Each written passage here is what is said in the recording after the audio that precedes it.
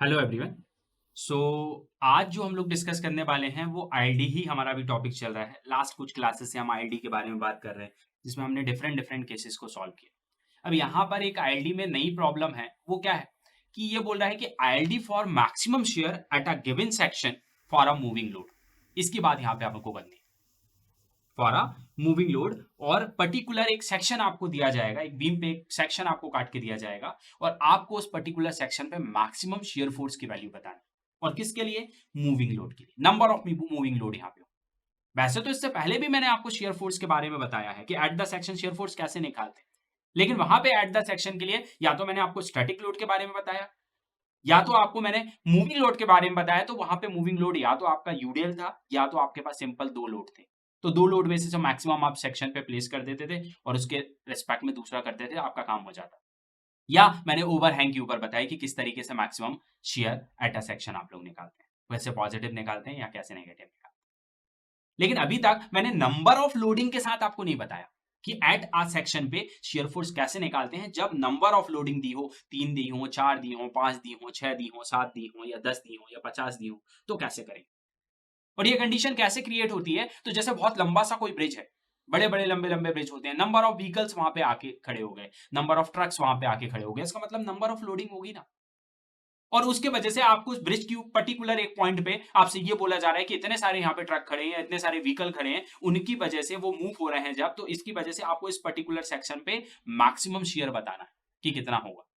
ऐसी कौन सी पोजीशन होगी इन लोड्स की जिसकी वजह से इस पर्टिकुलर सेक्शन पे मैक्सिमम शेयर फोर्स डेवलप होगा? उससे ज्यादा डेवलप होगा ही नहीं, कितने भी लोड इसके ऊपर लग जाए। राइट, तो वही मैक्सिमम शेयर फोर्स की हम यहाँ पे बात कर रहे हैं एट अ सेक्शन। तो इसके लिए आपको क्या करना पड़ेगा? Late consider the beam and load W1, W2, W3, W5 moves toward the left of span L and give the section C as shown in the figure। क्या करेंगे? सबसे पहले हम यहाँ पे एक बीम ले लेते हैं। सबसे पहले ये मैंने बीम ले लिया, ये बीम ले लिया, या ग्रेडर जिसको आप बोलेंगे। आपने एक बीम कंसीडर कर लिया या ग्रेडर यहाँ पे कंसीडर कर लिया, जिसकी स्पान लेंथ कितनी है? जिसकी स्पान लेंथ है L। ये पॉइंट ए बोल दीजिए, इस पॉइंट को बी बोल दीजिए। राइट, और यहाँ पे एक सेक्शन कट करिए। मान लीजिए मैंने ये सेक्शन काटा, इस सेक्शन को मैं सी बोल रहा हूँ। ये मेरा सेक्शन, ये सेक्शन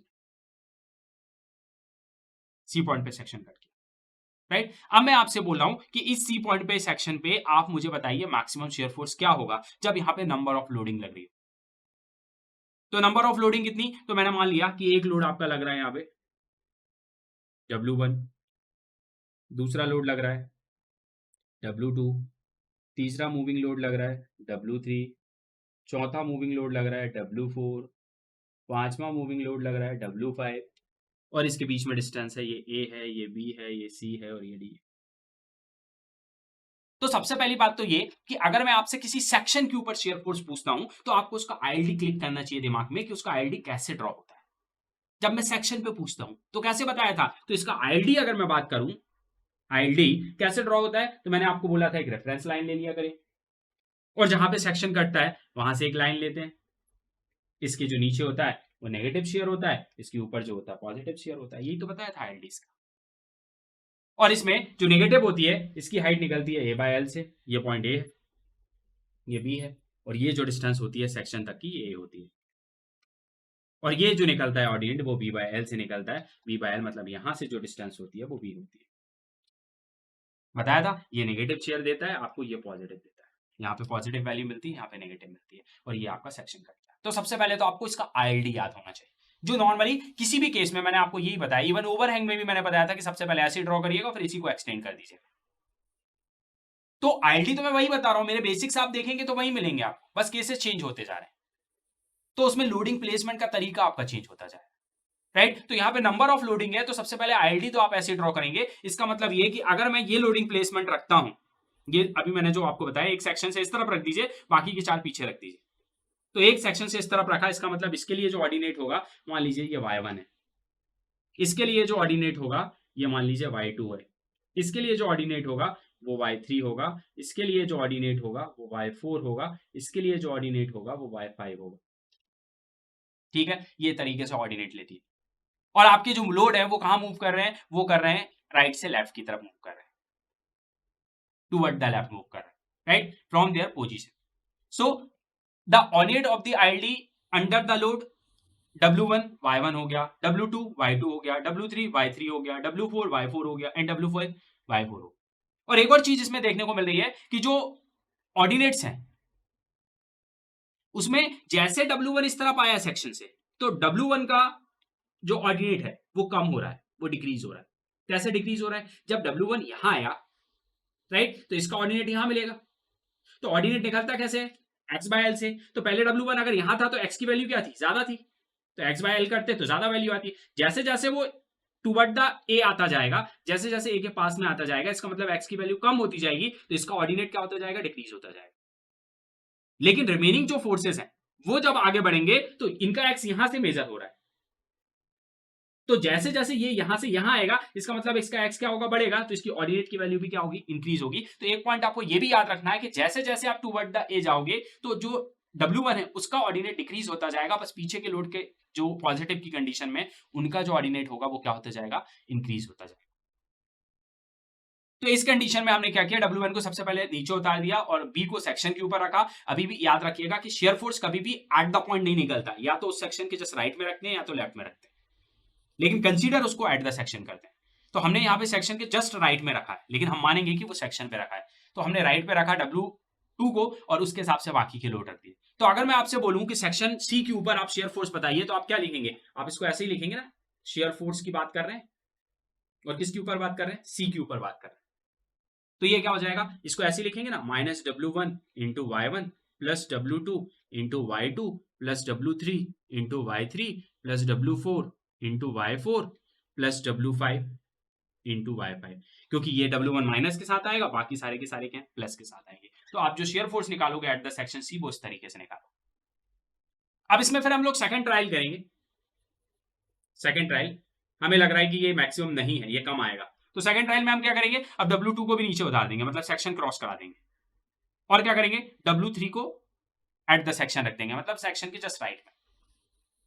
तो सेक्शन के जब राइट में रख देंगे तो आपका जो W1 आ जाएगा वो और आगे आ जाएगा और W2 उसके पीछे आ जाएगा. इसका मतलब कंडीशन क्या बनेगी? तो जो सेकंड टाइम पे आप शेयर फोर्स की कंडीशन निकालोगे तो वो यही बनेगी ना, जब सेकंड टाइम निकाल रहे हो, ये फर्स्ट टाइम निकाला, ये सेकंड टाइम निकालोगे तो क्या बनेगा? Minus W1 into Y1 minus W2 into Y2. इसका मतलब जो W होगा सेक्शन क्रॉस कर देगा तो वो भी माइनस में आ जाएगा, और रिमेनिंग जो बचेंगे वो पॉजिटिव, मतलब W3 Y3 plus W4 Y4 plus W5 Y5 ये निकलेगा. और उसके बाद हम चेक करेंगे कि is shear force at section C जो फर्स्ट टाइम में निकाला आपने, क्या वो लेस देन है सेक्शन शेयर फोर्स सी पे जो आपने सेकंड टाइम में निकाला. और ये कंडीशन चलती रहेगी. हो सकता है ये वैल्यू आपकी कम आए, फिर ये ज्यादा आ जाए, अब इसके बाद भी और ज्यादा आ जाए या कम आ जाए. तो हमें कैसे क्लियर होगा कि हमें यहीं पे कैलकुलेशन को रोकना है, यही मैक्सिमम शेयर फोर्स है, ये वाला या ये वाला? तो इसके लिए एक चेक है, और वो चेक कैसे अप्लाई होता है? वो कुछ इस तरीके से होता है. चेक क्या बोलता है कि आपने जैसे W2 को क्रॉस कराया लास्ट में, तो आप जो W2 आपने क्रॉस कराया, तो W2 डिवाइड बाय उसकी जो रिस्पेक्टिव वैल्यू होगी B, ये आपकी क्या होनी चाहिए? लेस देन होनी चाहिए W1 plus W2 plus W3 plus W4 plus W5 divided by L से. कंडीशन क्या होनी चाहिए कि जो W2 आपने जो सेक्शन को क्रॉस कराया, जो भी लास्ट फोर्स, जैसे यहाँ पे आपने यहाँ पे आने के लिए आपने W2 को क्रॉस करा दिया, तो W2 को जो क्रॉस कराया तो W2 डिवाइड बाय उसके बाद की स्पेसिंग कितनी B है, तो W2 बाय B से जो वैल्यू आएगी वो कम होनी चाहिए. किसके कंपैरिजन में? जो टोटल सम ऑफ फोर्सेस है, टोटल फोर्सेस. यहाँ पे आपको सब पूरे फोर्स का सम करना है. एंड शेयर में क्या करना था? फोर्स हट जाते थे तो रिमेनिंग फोर्स होते थे. यहाँ पे क्या टोटल करना है, sum force divide by L करना है, इसकी वैल्यू ज्यादा होनी चाहिए. इसका मतलब अगर मैं इसको लिखना चाहूं तो मैं किस तरीके से लिखूंगा? इफ, ये चेक कैसे एप्लीकेबल होगा? The load rolled past the section divide by wheel spacing should be less than sum of all loads divided by span length. ये कंडीशन सेटिस्फाई होनी चाहिए. दैट मीन अगर ये सेटिस्फाई करेगा, that mean this is maximum shear at section. अगर ये condition आपकी satisfy हो रही है, दैट मीन कि ये मैक्सिमम शेयर होगा एट अ सेक्शन, जब नंबर ऑफ लोडिंग की बात हो। बाकी ओवरहैंग की बात होगी तो क्या करना है बता चुका हूँ, दो फोर्सेस होंगे तो क्या करना है बता चुका हूँ, राइट, और स्टैटिक फोर्स होंगे तो क्या करना है बता चुका हूँ। ये नंबर ऑफ लोडिंग के लिए eight a section maximum shear force कैसे निकालते हैं उसकी कंडीशन थी। तो ये कंडीशन को आपको सेटिस्फाई करना पड़ेगा, तब जाके आपको maximum shear force at a section मिलेगा in the case of number of loadings, right. तो नेक्स्ट क्लास में मिलते हैं, इसके ऊपर बेस्ड एक प्रॉब्लम सॉल्व करेंगे जिससे आपके डाउट्स और क्लियर होंगे। Thank you.